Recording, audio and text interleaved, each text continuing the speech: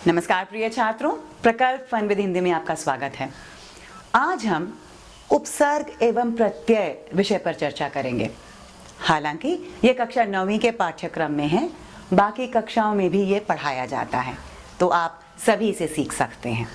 चलिए विषय की ओर चलते हैं। मेरे चैनल को ज़रूर सब्सक्राइब कीजिए और बेल आइकॉन भी ज़रूर दबाइए ताकि जब भी मैं कोई नया वीडियो पोस्ट करूं आपको उसकी खबर मिलती रहे।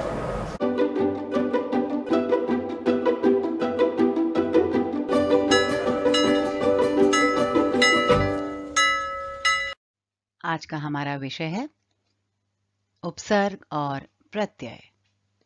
उपसर्ग और प्रत्यय के बारे में सीखने से पहले मूल शब्द के बारे में जानना जरूरी है। तो चलिए मूल शब्द के बारे में सीखते हैं। मूल का अर्थ होता है मुख्य, प्रधान, वास्तविक, असली, मौलिक, आदिम यानी ओरिजिनल। यह शब्द अपने आप में परिपूर्ण होता है। इसका अपना निश्चित अर्थ होता है।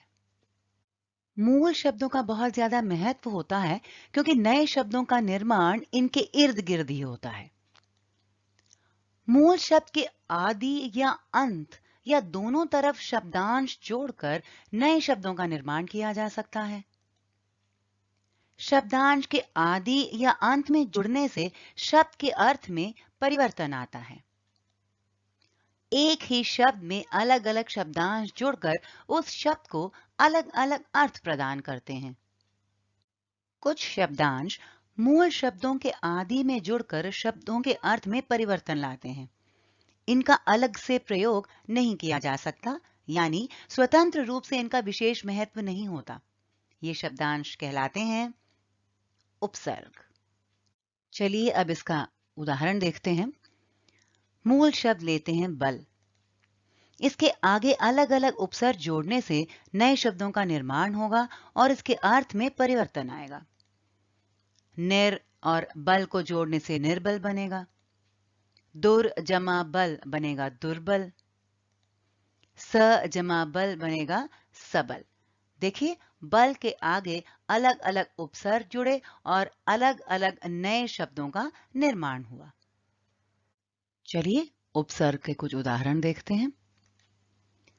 मैंने इसे 3 भागों में बांट दिया है, उपसर्ग, मूल शब्द और नए शब्द। तो हम कुछ उपसर्ग देखेंगे, मूल शब्द देखेंगे और उन दोनों के मिलाप से बने नए शब्द को भी देखेंगे। अ उपसर्ग के साथ नाथ मूल शब्द जुड़े तो अनाथ। अ और लौकिक बनेगा अलौकिक। अति और अधिक बनेगा अत्यधिक। अति और क्रमण बनेगा अतिक्रमण।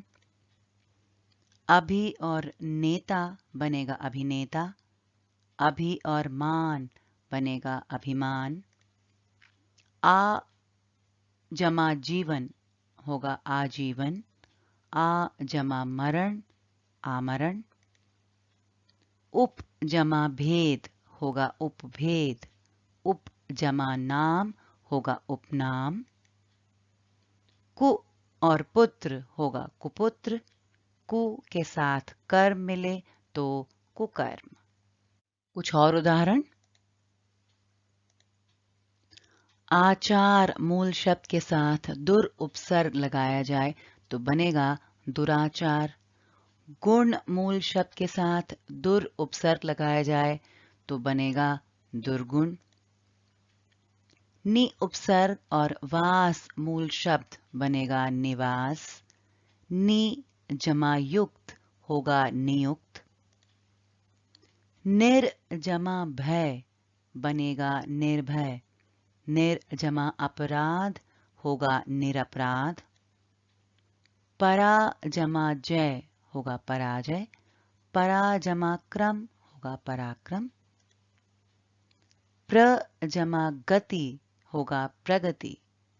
प्र जमा क्रिया होगा प्रक्रिया। दिन मूल शब्द के साथ प्रति उपसर्ग लगाओ तो बनेगा प्रतिदिन। हिंसा मूल शब्द के साथ प्रति उपसर्ग लगाने पर बनेगा प्रतिहिंसा। छात्रों, जिस प्रकार मूल शब्द में उपसर्ग लगाकर नया शब्द बनता है, उसी प्रकार नए शब्द में से हम मूल शब्द और उपसर्ग को अलग भी कर सकते हैं। चलिए कुछ और उदाहरण देखते हैं। वि जमा ज्ञान बनेगा विज्ञान, वि जमा नम्र बनेगा विनम्र। स और रस है सरस, स और परिवार है सपरिवार। सु जमा कर्म सुकर्म, सु जमा शिक्षित सुशिक्षित। अध जमा पका अधपका, अध जमा खिला अधखिला। पेट मूल शब्द के साथ भर उपसर्ग लगाने पर भरपेट शब्द बनेगा। मार मूल शब्द के साथ भर उपसर्ग लगाने पर भरमार शब्द बनेगा। उ जमा ऋण बनेगा उऋण, उ जमा जड़ा बनेगा उजड़ा। और कुछ उदाहरण देख लेते हैं। कम जमा जोर बनेगा कमजोर, कम जमा उम्र होगा कम उम्र। बद जमा किस्मत बदकिस्मत, बद जमा तमीज बदतमीज। खुश जमा नसीब है खुश नसीब, खुश जमा हाल है खुशहाल। बे जमा कसूर है बेकसूर, बे जमा ईमान है बेईमान। ला जमा परवा है लापरवाह, ला जमा इलाज है ला इलाज। दर्द मूल शब्द के साथ हम उपसर्ग लगाने पर नया शब्द बनेगा हमदर्द, और वतन मूल शब्द के साथ हम उपसर्ग लगाने पर नया शब्द बनेगा हमवतन। उपसर्ग के कई उदाहरण देख लिए, चलिए आगे बढ़ते हैं। कुछ शब्दांश मूल शब्दों के अंत में जुड़कर उनके अर्थ में परिवर्तन लाते हैं। इनका अलग से प्रयोग नहीं किया जा सकता, यानी स्वतंत्र रूप से इनका कोई अर्थ नहीं होता, और ये कहलाते हैं प्रत्यय। अब प्रत्यय का उदाहरण देखते हैं। अगर हम मूल शब्द लें मानव, इसके पीछे अलग अलग प्रत्यय जोड़ने से इसके अर्थ में परिवर्तन आएगा, क्योंकि अलग अलग शब्द बनेंगे। मानव जमा ईय बनेगा मानवीय, मानव जमा ता बनेगा मानवता। अब प्रत्यय के कुछ उदाहरण देखते हैं। जिस प्रकार उपसर्ग में मैंने 3 भागों में बांटा था, उसी प्रकार यहां पर भी मैंने 3 भागों में बांटा हुआ है, मूल शब्द, प्रत्यय और नए शब्द। पढ़ के साथ आई प्रत्यय लगाने पर नया शब्द बनेगा पढ़ाई। लिख के साथ आई जोड़ने से नया शब्द बनेगा लिखाई। कड़वा जमा आहट होगा कड़वाहट, चिल्ला जमा आहट होगा चिल्लाहट। मिल जमा आवट बनेगा मिलावट, दिख जमा आवट बनेगा दिखावट। तेज जमा ई बनेगा तेजी, तैराक जमा ई होगा तैराकी। मनुष्य के साथ त्व प्रत्यय लगाने पर नया शब्द बनेगा मनुष्यत्व। व्यक्ति जमा त्व बनेगा व्यक्तित्व। नगर जमा इक है नागरिक। धर्म के साथ इक प्रत्यय लगाने पर नया शब्द बनेगा धार्मिक। कुछ और उदाहरण। भारत जमा ईय बनेगा भारतीय, दर्शन जमा ईय दर्शनीय। चमक जमा ईला चमकीला, जहर जमा ईला जहरीला। फल के साथ वाला प्रत्यय जोड़ने पर नया शब्द बनेगा फल वाला। दूध जमा वाला है दूध वाला। भाग्य जमा वान है भाग्यवान, धन और वान बनेगा धनवान। उठ जमा कर है उठकर, खा जमा कर बनेगा खाकर। मोटा के साथ पा प्रत्यय लगे तो नया शब्द बनेगा मोटापा, और बूढ़ा के साथ पा प्रत्यय लगने पर नया शब्द बनेगा बुढ़ापा। कुछ और उदाहरण देख लेते हैं। सुंदर जमाता है सुंदरता, दुष्ट जमाता दुष्टता। रसोई जमा इया रसोइया, सुख जमा इया है सुखिया। कला जमा कार है कलाकार, साहित्य के साथ कार प्रत्यय लगने पर नया शब्द बनेगा साहित्यकार। गाड़ी जमा वाला है गाड़ी वाला, घर जमा वाला है घर वाला। धोबी जमा इन बनेगा धोबिन, माली जमा इन मालिन। शांति के साथ पूर्वक प्रत्यय लगने पर नया शब्द है शांतिपूर्वक। प्रेम जमा पूर्वक है प्रेम पूर्वक। छात्रों, ये जान लेना जरूरी है कि कुछ मूल शब्दों में उपसर्ग और प्रत्यय दोनों लग सकते हैं और ये लगकर शब्द के अर्थ में परिवर्तन उत्पन्न करते हैं। चलिए इसके भी कुछ उदाहरण देख लेते हैं। मूल शब्द अगर हो मान, उसमें उपसर्ग लगाओ अप, प्रत्यय लगाओ इत, तो नया शब्द बनेगा अपमानित।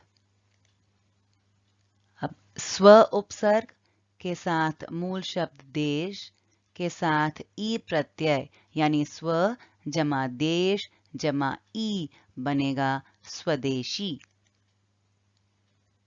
परि जमा पूर्ण जमा ता बनेगा परिपूर्णता। अ जमा मानव जमा ईय बनेगा अमानवीय। प्रिय छात्रों, आगे बढ़ने से पहले आपको एक और बार याद दिला दूं कि मूल शब्द में उपसर्ग या प्रत्यय जोड़ने से नया शब्द बन सकता है। मूल शब्द में उपसर्ग और प्रत्यय दोनों जोड़कर भी नया शब्द बन सकता है। उसी प्रकार किसी भी शब्द में उपसर्ग जुड़ा हुआ हो तो उसे उपसर्ग और मूल शब्द में विभाजित किया जा सकता है। यदि शब्द में प्रत्यय जुड़ा हुआ हो तो उसे मूल शब्द और प्रत्यय में विभाजित किया जा सकता है। अब इसके लिए अभ्यास करते हैं और अभ्यास के लिए आगे बहुविकल्पी प्रश्नों की ओर चलते हैं। छात्रों, अंत में उत्तर दिए गए हैं, इसलिए अच्छा होगा यदि आप मेरे साथ साथ चलें। आप उत्तर लिखते जाएं और अंत में आप जाकर मिलान कर सकते हैं ताकि आपको खुद पता चले कि आपका अभ्यास कैसा रहा। आप तैयार हैं? तो चलिए शुरुआत करते हैं। बचपन में मूल शब्द है विकल्प बच, पन, बच्चा, बचा। वास्तविक में प्रत्यय है विकल्प वा, विक, वास, इक। द्रवित में मूल शब्द और प्रत्यय हैं विकल्प द्रव जमा इत, द्र जमा वित, द्रवी जमा त, द जमा रवित।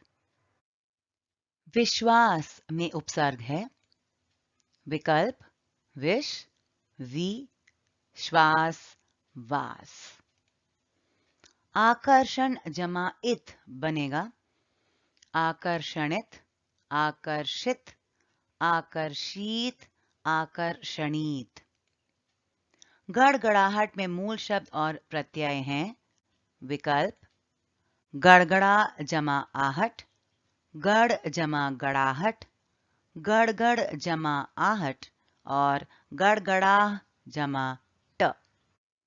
ला मजहब में उपसर्ग और मूल शब्द हैं लाम जमा जहब, ला जमा मजहब, लामज जमा हब, ल जमा आ मजहब। स्वागत में मूल शब्द है विकल्प आगत, वागत, गत, स्व। उपचार जमा इक बनेगा विकल्प उपचारिक, उपचारिक, औपचारिक, औपचारिक। सम जमा सर्ग बनेगा समसर्ग, संसर्ग, संसर्ग, ससर्ग। धार्मिक में मूल शब्द और प्रत्यय हैं विकल्प धार्म जमा इक, धर्म जमा इक, धार्मी जमा क, धा जमा रमिक। अपव्यय में उपसर्ग है अप, आप, व्यय, य।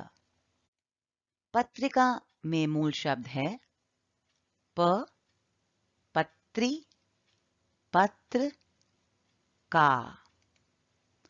चिंता जमा इत बनेगा विकल्प चिंताइत, चिंतित, चिंतेत, चिंताईत। चमकीली में मूल शब्द है चमक, चमकी, चम, कीली। चिट्ठियां में मूल शब्द और प्रत्यय हैं विकल्प चिट्ठी जमा या, चिट्ठी जमा या, चिट्ठी जमा इया, चिट्ठी जमा इया। पर्वतीय में मूल शब्द है पार्वती, पर्वत, पर्व, ईय।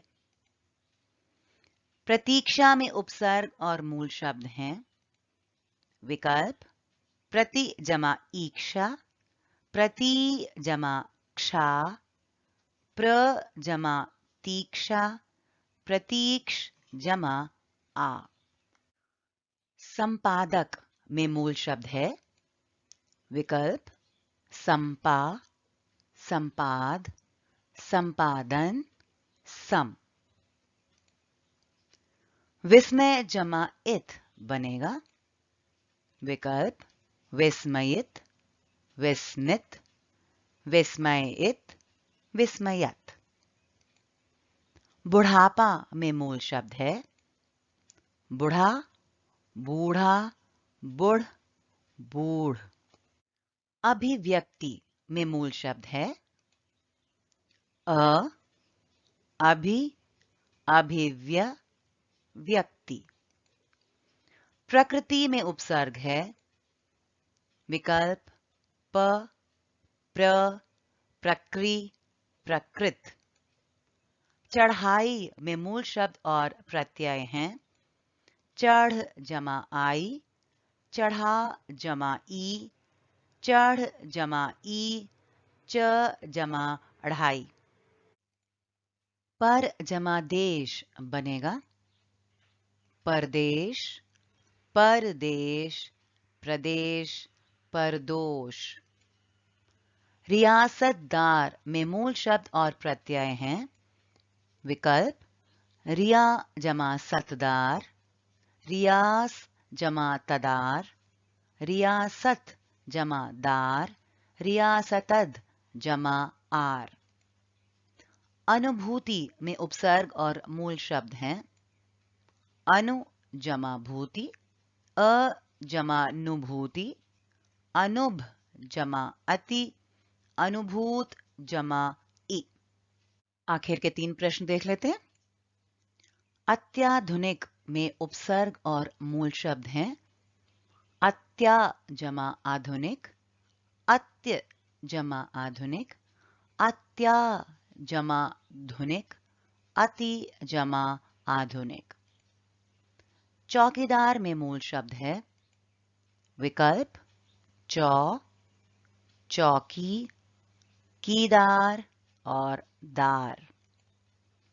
बेचैनी में मूल शब्द और प्रत्यय हैं विकल्प बे जमा चैनी, बेच जमा ऐनी, बेचैन जमा ई, बेचैनी जमा ई। छात्रों, अब अपने उत्तर का मिलान इस कुंजी से कर लीजिए। अगर कहीं कोई गलती हो गई तो फिर से अभ्यास कीजिए। जरूर ठीक हो जाएगा, क्योंकि कोशिश करने वालों की कभी हार नहीं होती।